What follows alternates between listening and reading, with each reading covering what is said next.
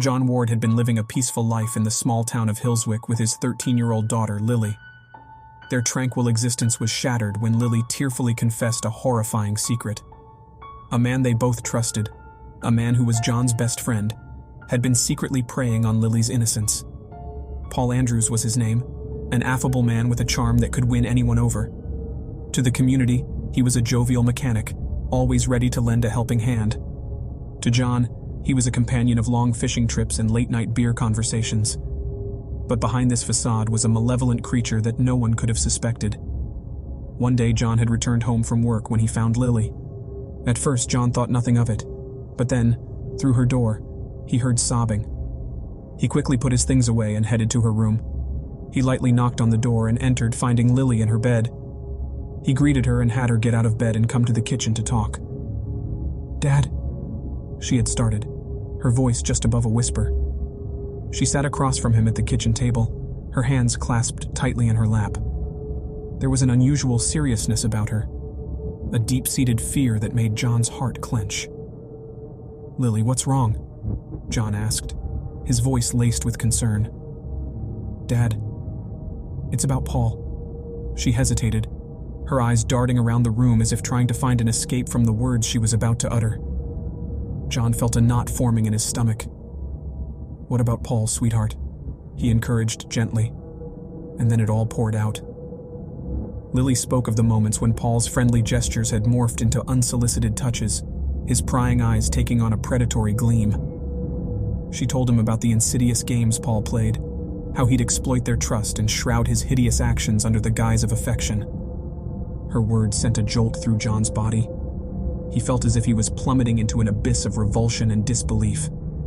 The world around him blurred, and he could hear his heartbeat echo in his ears.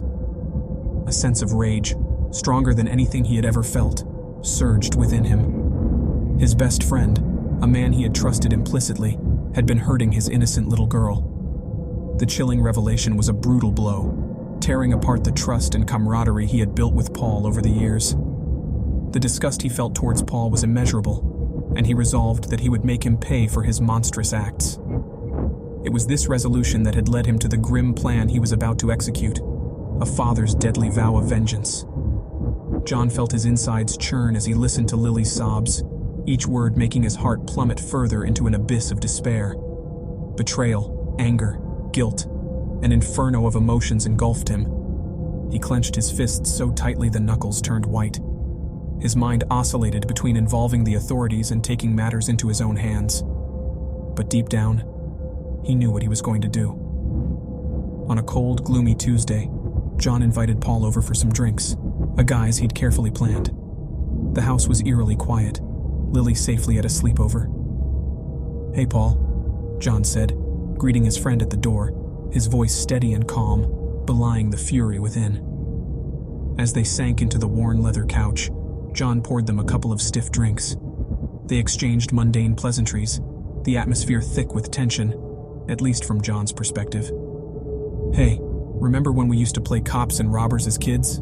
John asked, a tinge of nostalgia in his voice. Paul chuckled, his eyes crinkling at the corners.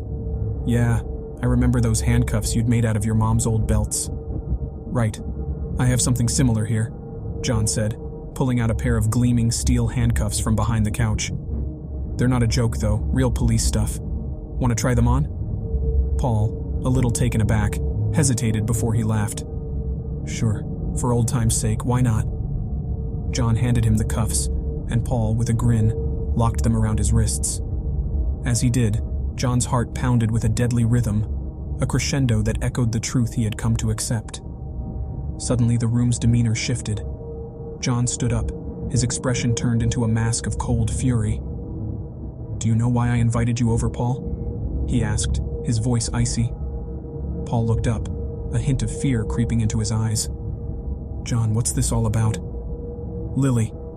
John uttered the name like a curse. The atmosphere froze as the single word hung in the air. Paul's eyes widened, his face turning ashen.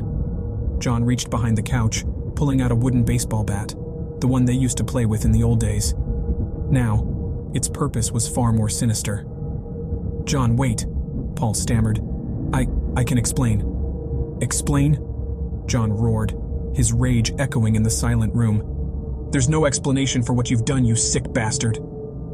Paul flinched, realizing the grim reality of his situation. His pleas echoed in the room, growing louder with each swing of the bat. The baseball bat came down hard and fast, each strike a cathartic release of a father's anguish. John's wrath showed no signs of abating until Paul's pleas faded into agonizing silence. His body lay lifeless on the carpet, a pitiful sight of what once was a vibrant, deceptive figure. John stared at the lifeless body, his breaths ragged, bat still clutched in his trembling hands. The satisfaction he'd anticipated was overshadowed by a chilling hollowness. It was done. Paul wouldn't hurt Lily, or anyone else, ever again. The minutes passed as John sat in deafening silence, the adrenaline slowly receding, leaving a tired man with a broken heart.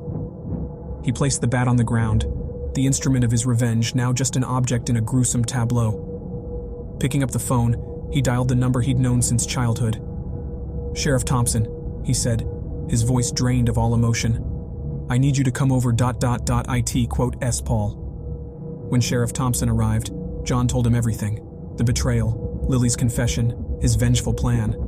His voice was steady, almost dispassionate, as he shared the harrowing tale, sparing no detail.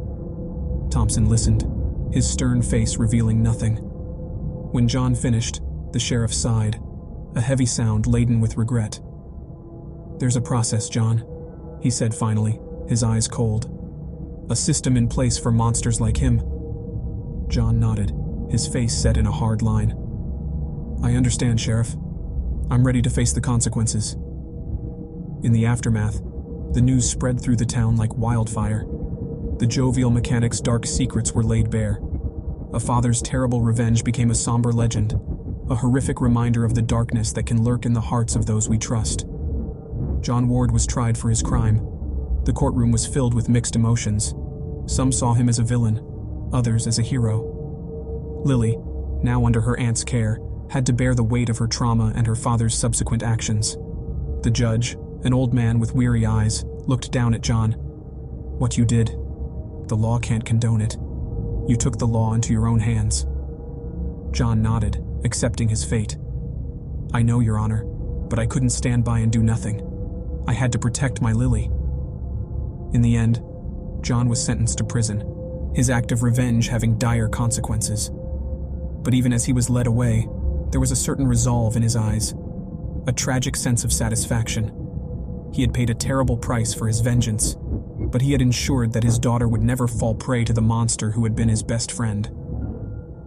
As the prison gates closed behind him, he couldn't help but think of Lily, hoping that his actions hadn't scarred her further, hoping that she would, one day, understand why he had done what he had. When you subscribe, be sure to click the notification bell. Click here for more true scary stories.